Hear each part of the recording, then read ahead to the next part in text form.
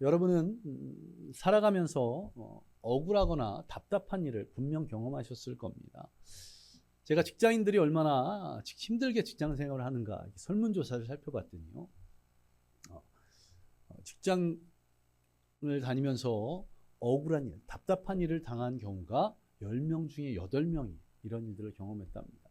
그 중에 가장 많은 응답이 별거 아닌데 트집을 잡을 때, 작은 것 가지고 힘들게 한 그런 거죠. 두 번째가 불합리한 일을 당했는데 그것을 바꿀 수 없는 그런 때.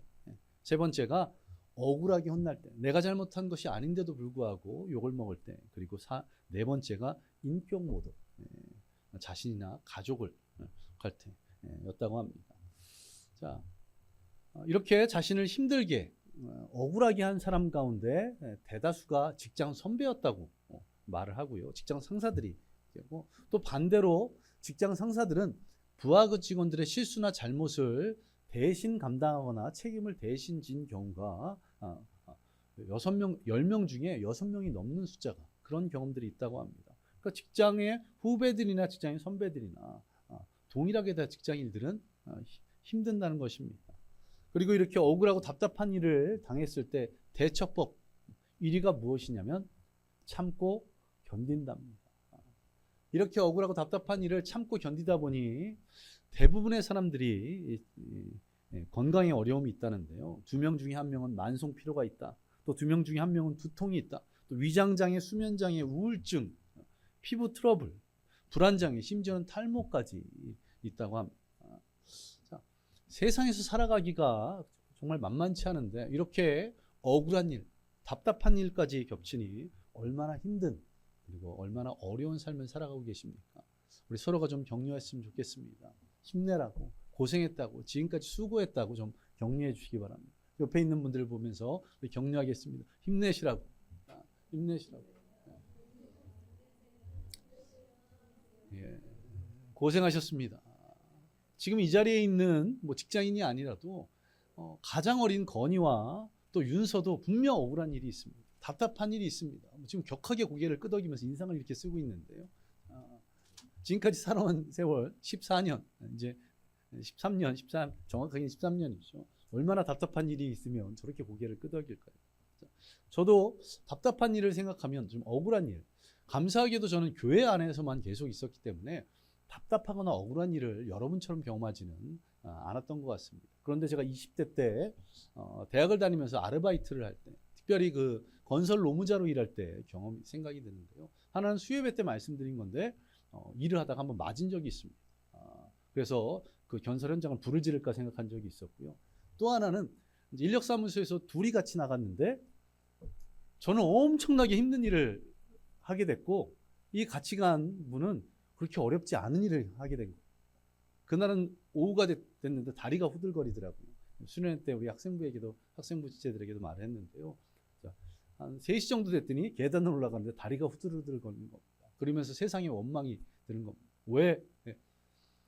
나와 같은 교회 다니는 모든 아이들은 다 부모님이 주신 용돈으로 살고 부모님이 주신 학자금으로 대학 다니는데 난 왜 이렇게 일을 해야 되나 이런 원망이 생기기까지 했습니다.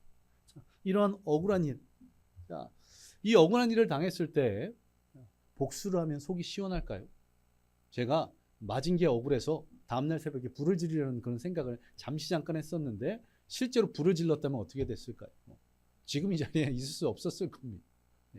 방화범으로 몰려서 그때 내가 성인이었기 때문에 감옥에 가고 또 어떻게 됐을까요? 목회 말고 아주 안 좋은 길로 빠졌을 가능성이 높겠죠. 자, 멱살을 잡고 쌍욕을 하고 한 대 치면 어떨까요? 좀 마음의 답답함이 사라질까요? 아니요. 상해죄로, 모욕죄로, 명예훼손죄로 민형사상의 책임을 지게 됩니다. 이런 법적인 문제가 없더라도 우리 그리스도인입니다. 내가 복수한다는 것, 원한을 갚는다는 것은 나를 통해서 누군가가 또 고통을 겪는 거죠. 나 때문에 누군가 고통을 겪는데 내 마음속이 시원하다, 편안하다, 즐겁다 이러면 성도로서의 모습이 아닐 것입니다. 그래서 성경은 어떻게 말씀하고 있습니까? 직접 원수를 갚지 말아야 한다고, 하나님께 맡기라고, 그리고 인내하며 용서할 것을 말씀하고 있습니다. 작년 하반기에도 이 비슷한 말씀을 전했는데요. 우리 골로새서 3장 13절 14절을 자막을 보면서 우리 함께 읽어보겠습니다. 함께 읽습니다. 누가 누구에게 불만이 있거든 서로 용납하여 피차 용서하되 주께서 너희를 용서하신 것 같이 너희도 그리하고 이 모든 것 위에 사랑을 더하라. 이는 온전하게 매는 띠니라. 때로는 삶을 살아가다 보면 나를 불편하게 하고 또 이런저런 일들 가운데 불만이 있을 때라도 어떻게 하라고 말씀하고 있습니까? 불만을 드러내는 것이 아니라 그것을 용납하라고 용서하라고 그렇게 말씀하고 있습니다. 그리고 이 모든 것 위에 사랑을 더하라고. 주님이 내게 사랑 베풀어 주셨고 은혜 베풀어 주신 그런 경험들이 있기에 우리도 사랑과 은혜로 용납하고 용서하라고 그렇게 말씀하고 있습니다. 또 야고보서 4장 11절과 12절을 보시기 바랍니다. 우리 자막을 보면서 우리 함께 읽겠습니다. 형제들아 서로 비방하지 말라. 형제를 비방하는 자나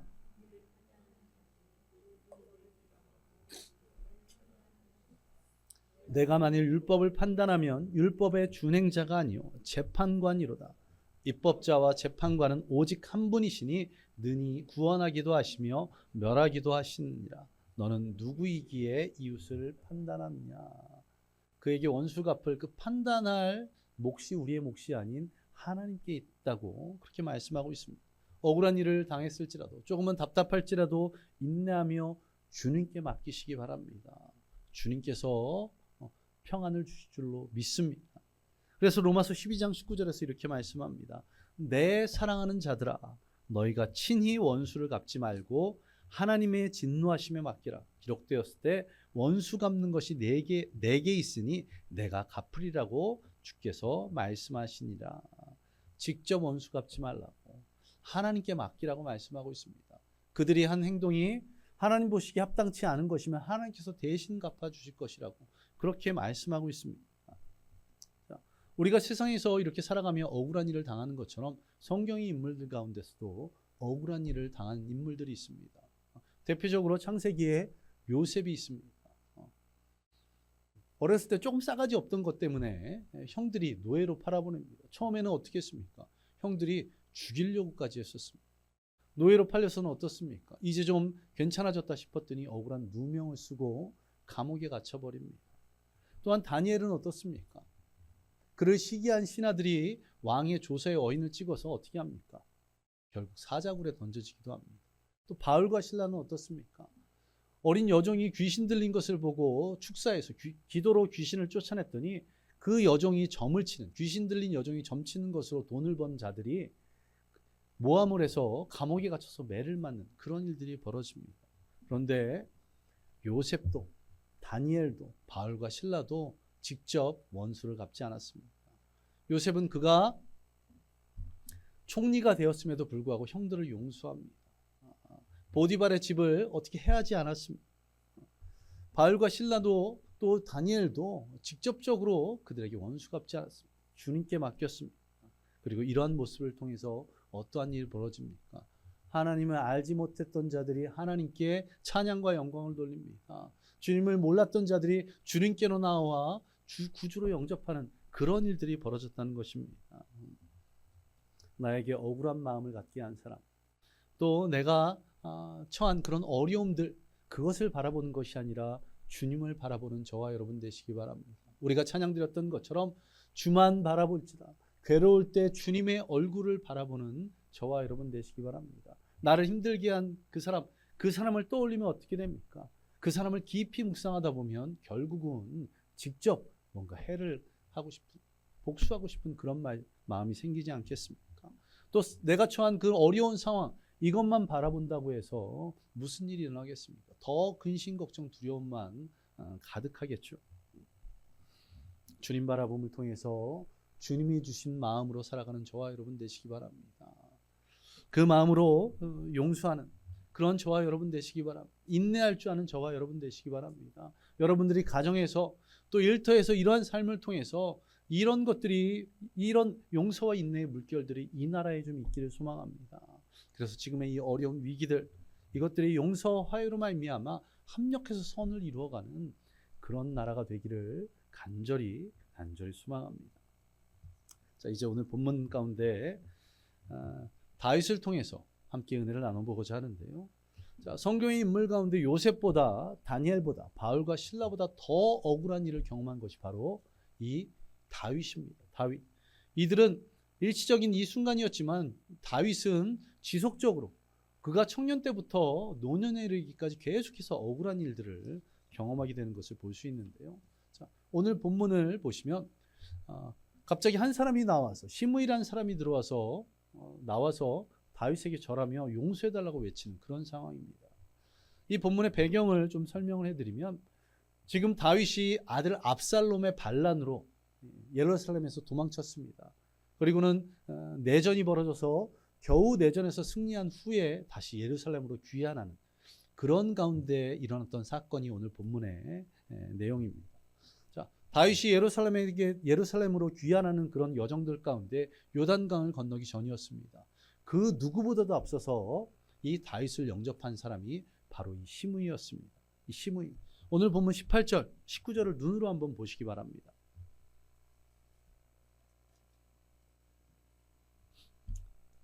이 시므이가 다윗에게 무엇을 요청하고 있습니까? 자신의 패역한 일을 기억하지 말아달라고, 자신을 용서해달라고 그렇게 말하고 있습니다. 자, 이 시므이가 어떤 일을 했냐면 다윗이 이 압살롬의 반란으로 예루살렘에서 도망쳐 나올 때 그가 돌을 던져가면서 저주했던 것이 바로 이 시므이입니다. 이 시므이는 사울의 친척이었습니다. 베냐민 지파 사람이었죠. 자, 그가 베냐민 지파에서 아주 유력한 사람이었는데 오늘 본문 17절에 보시면 그가 다윗을 영접하기 위해서 베냐민 지파 1000명을 동원했습니다. 대단한 사람이었던 겁니다. 그런데 지금 다윗이 왕위에 있다가 실각했다 다시 돌아가는 그런 시점, 이런 시점에도 1000명을 동원할 수 있었었는데 그 이전에 사울이 왕이었을 때, 베냐민 지파 사람인 사울, 이 사울이 왕이었을 때 이 시므이가 얼마나 많은 권세를 누렸겠습니까? 그런데 다윗이 왕으로 됨을 통해서 자신이 누렸던 그 권세들을 많은 부분 잃어버렸습니다.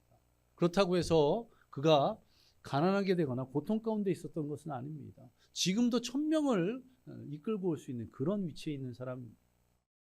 그런데 그가 누렸던 많은 것들을 잃어버리고 나서 다윗에 대한 원망이 생겼죠. 그래서 저주했습니다.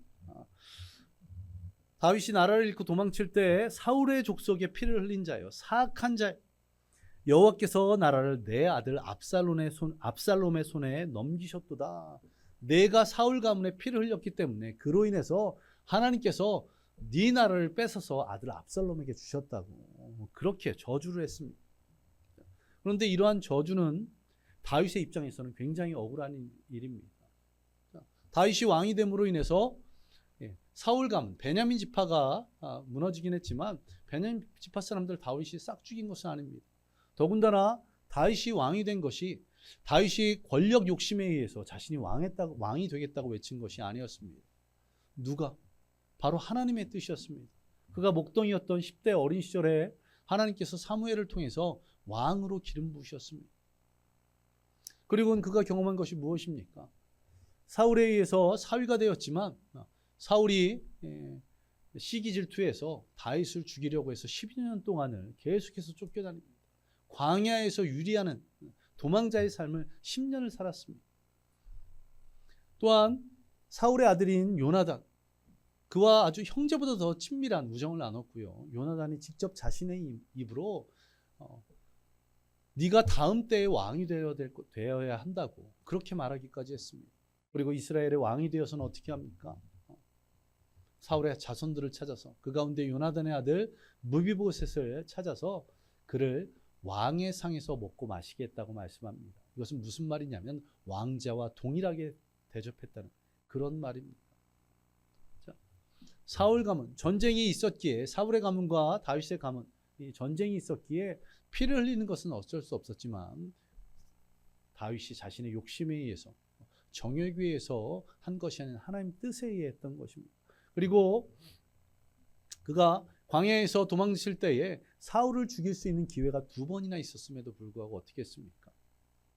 여호와의 기름 부음 받은 자를 내가 어떻게 해할 수 있으랴 하며 계속해서 용서합니다. 이런 다윗이 너 때문에 사울 가문이 피를 흘렸다고, 사울이 피를 흘렸다고, 저주를 받을 것이라고, 여호와께서 너의 나라를 뺏어서 압살롬에게 주었다고 이렇게 비난받을 그 일을 하지는 않았다는 겁니다. 자, 이렇게 저주하고 있는 시므이, 그런 저주를 들은 다윗과 함께한 자들 가운데 아비새라는 사람, 군대의 장관이었습니다. 그가 여호와의 기름 부음 받은 자를 저주하는 것은 죽어 마땅하다고, 율법에도 기록되어 있다고 죽일까 하였지만 다윗은 그를 잠잠하게 합니다. 여호와께서 그에게 다윗을 저주하게 하신 것이라. 어쩌면 저 시므이가 하는 말이 그가 하는 말이 아니라 하나님께서 나에게 하신 말씀일 수 있다. 이러며 그를 해하지 말라고 합니다. 그리고 다윗이 사무엘하 16장 12절을 보면 이렇게 말합니다. 여호와께서 나의 원통함을 감찰하시리니. 지금 자신이 억울하다는 것, 답답한 마음이 있다는 겁니다. 아들에 의해서 반란이 나서 나라를 빼앗기고 도망치는 그런 상황 가운데 돌을 던지며 저주하는 사람이 있는 그 상황이 원통하다는 겁니다.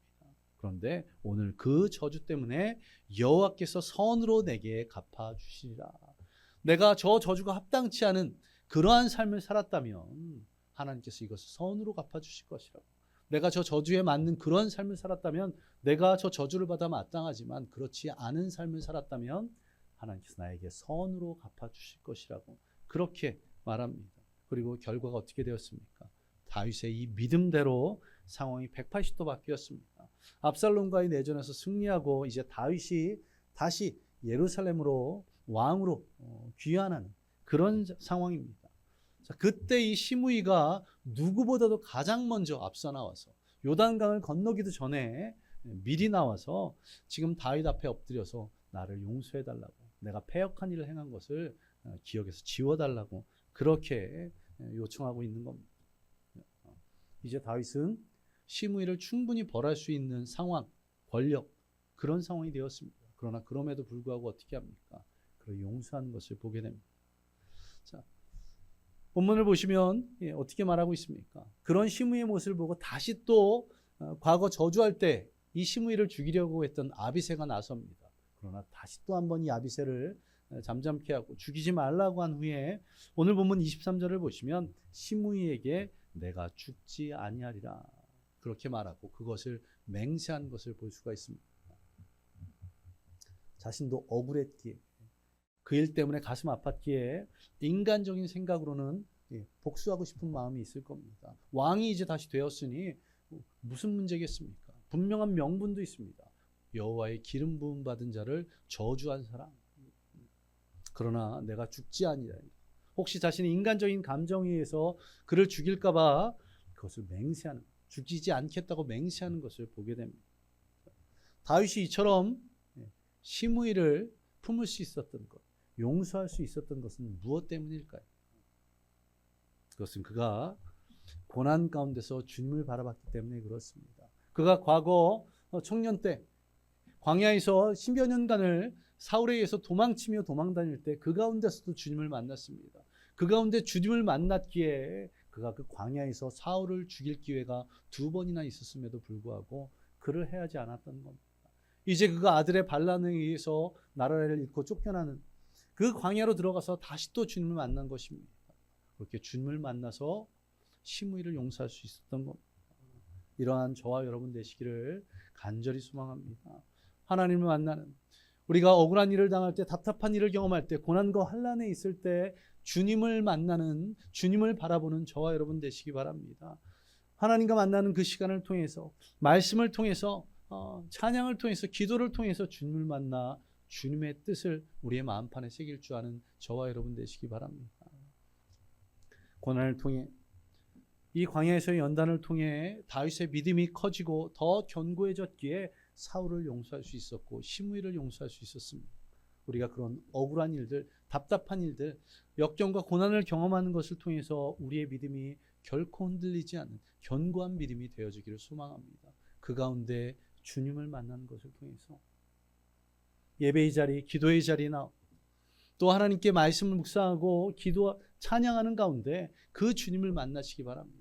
그렇게 주님을 바라봄을 통해서 용서할 줄 아는, 또 인내할 줄 아는 저와 여러분 되시기를 간절히 소망합니다.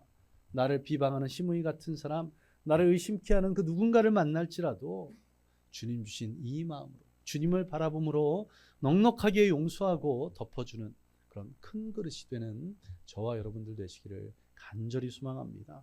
이 자리에 있는 모든 분들이 그런 큰 그릇, 그런 견고한 믿음의 사람들 되어서 여러분들이 가정에서도 또 교회에서도 그런 일들을 행하는 그런 귀한 은혜가 있기를 소망합니다. 또한 일터에서도 인내하며 용서할 줄 아는 그런 그리스도인들 되기를 소망합니다. 그리고 앞서 말씀드렸던 것처럼 우리의 그런 모습들이 세상에서 전달되어서 이 나라도 용서할 줄 아는, 인내할 줄 아는 그런 나라가 되기를 간절히 소망합니다. 우리 성경 구절을 함께 한 목소리를 읽으며 이제 말씀을 마무리하도록 하겠습니다. 로마서 12장 17절 그리고 18절 말씀입니다. 우리 한 목소리를 함께 읽겠습니다. 시작. 아무에게도 악을 악으로 갚지 말고 모든 사람 앞에서 선한 일을 도모하라. 할 수 있거든 너희로서는 모든 사람과 더불어 화목하라. 아멘. 누군가 나를 해할지라도 그것을 동일한 악으로 갚는 것이 아니라 선으로 갚을 줄 아는 저와 여러분 되시길 바랍니다. 그리고 모든 사람들에게 선한 일을 도모할 줄 아는 저와 여러분 되시기 바랍니다. 우리의 마음속으로는 우리가 어떤 억울한 일을 당하면 어떻습니까? 분노하는 마음이 생기고 나도 똑같이 갚아주고 싶은 그런 마음이 생깁니다. 저도 운전할 때 누군가 거칠게 들어오면 똑같이 해주고 싶은 마음이 있는데 저를 잡아주는 것이 차 옆에 붙어있는 원주 좋은 교회입니다. 여러분도 이 약속의 말씀, 하나님의 말씀 붙잡고 인내할 줄 아는, 용서할 줄 아는 저와 여러분 되시기 바랍니다. 하나님께서는 할 수 있거든 모든 사람과 더불어 화목하라고 말씀하고 있습니다. 여러분의 가정이, 우리 교회가, 여러분의 일터가 화목한 가정, 화목한 교회, 화목한 일터가 되기를 간절히 소망합니다. 내가 용서함을 통해서, 내가 인내함을 통해서 그런 가정, 그런 일터, 그런 교회가 되기를, 그리고 그러한 나라가 되기를 간절히 소망합니다. 우리 함께 기도하겠습니다. 오늘 하나님의 말씀을 통해서 이 자리에 있는 모든 성도들이 다윗과 같이 되기를, 고난과 환난, 억울하게 하고 답답하게 하는 그런 일들 가운데 주님 바라보고 주님을 만남을 통해서 우리가 점점 넓고 큰 사람 되어서 기꺼이 용서할 줄 아는, 인내할 줄 아는 그런 믿음의 성도들 되게 해달라고, 우리 주님 바라보게 해달라고 우리 함께 기도하겠습니다. 기도합니다.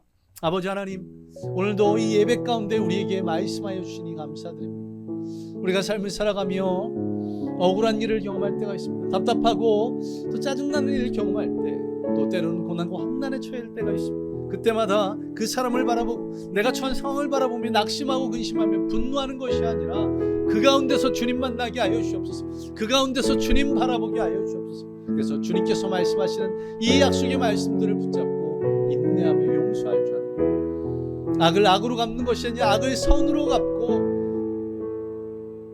모든 사람과 화목할 줄 아는, 그래서 우리의 가정이, 우리의 일터가, 우리의 교회가 화목, 사랑이, 은혜가 넘치는 귀한 곳이 되도록 주여 역사하여 주옵소서. 그리고 이 나라가 그러한 나라가 될 수 있도록 주님 인도하여 주옵소서. 우리 모든 성도들이 오늘 약속의 말씀 붙잡고 결코 흔들리지 않을 귀한 마음, 주님 바라보며 기꺼이 나를 답답하게 하고 억울하게 한 자를 용서할 수 있는 그런 마음, 그런 믿음을 허락하여 주시옵소서.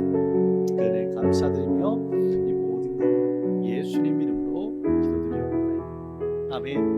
우리 다시 한번 기도할 때에는 오늘 말씀을 들으며 생각나는 사람이 있을 수 있습니다. 내가 당하는 억울한 일이 떠오를 수 있습니다. 주님, 내가 그를 기꺼이 용서할 수 있는 그런 귀한 마음을 나에게 달라. 지금 떠오르는 그 억울한 일들을 인내하며 잊어버릴 수 있도록 나에게 귀한 믿음을 달라고 우리 함께 다시 한번 기도하겠습니다. 기도합니다. 아버지 하나님, 오늘 말씀 가운데 떠오르는 사람이 있습니다. 떠오르는 상황들, 내가 처하는 어떤 어려움의 일들이 있습니다. 주님, 주님께서 오늘 우리에게 말씀하셨기에 모든 것을 주님께 맡기며 주님께서 우리의 마음에 평안을 허락하여 주시옵소서. 떠오르는 그 사람이 내 기억에서 희미해지도록, 떠오르는 그 상황, 내가 처한 이 어려움들이 내 기억에서 희미해질 수 있도록 아버지 하나님께서 역사하시고 인도하여 주옵소서. 이런 귀한 믿음, 귀한 마음 허락하여 주셔서 이 자리에 있는 모든 성도들이 화해의 사람들, 화목의 사람들, 믿음의 성도들로 주님 세워주시고 이들이 속한 가정과 또 일터가 또 우리 교회가 그런 곳이 되도록 주여 인도하여 주옵소서. 우리 교회 모든 성도들에게 그러한 귀한 은혜를 부어주심을 믿으며 이 모든 것 예수님 이름으로 기도드리옵나이다. 아멘. 또 이 시간 한번 기도할 때 우리 예배 초소를 위해서 기도하겠습니다. 하나님께서 우리의 기도에 응답해 주시고 우리가 꿈꾸고 바라는 것들, 그것들을 주님께서 정리해 달라고, 우리가 크게 꿈꾸고 있는 것들 또 주님께서 정리해 주시고 우리가 또 작게 꿈꾸고 있다면 그것들도 크게 꿈꿀 수 있도록 귀한 마음 달라고 우리 함께 다시 한번 예배 초소를 위해서 기도하겠습니다. 기도합니다.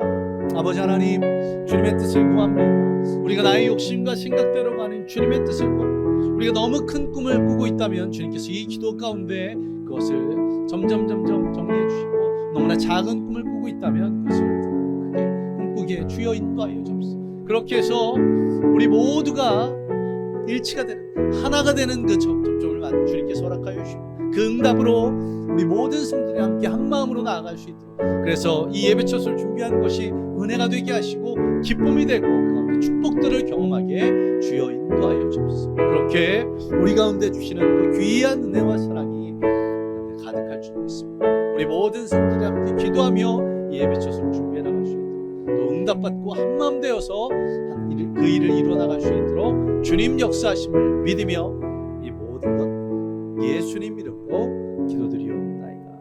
아멘.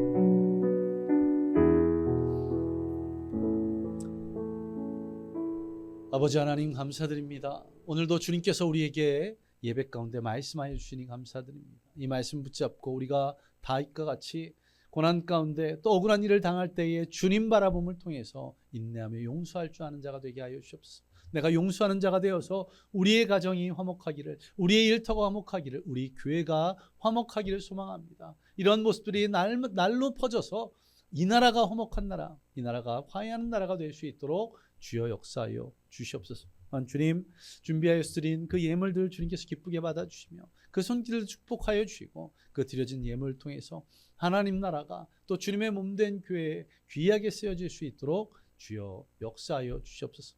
오늘 주님 주신 말씀 붙잡고 이 한 주간 동안 살아갈 줄 믿으며 예수님 이름으로 기도드리옵나이다. 아멘. 이제는 우리 주 예수 그리스도의 은혜와 무한하신 하나님의 사랑하심과 성령님의 함께하심과 충만하심이 오늘 주님의 주신 말씀대로 용서하기로 작정한 모든 성도들 머리 위에 임하기를 예수 그리스도의 이름으로 간절히 축원하옵나이다. 아멘. 주님.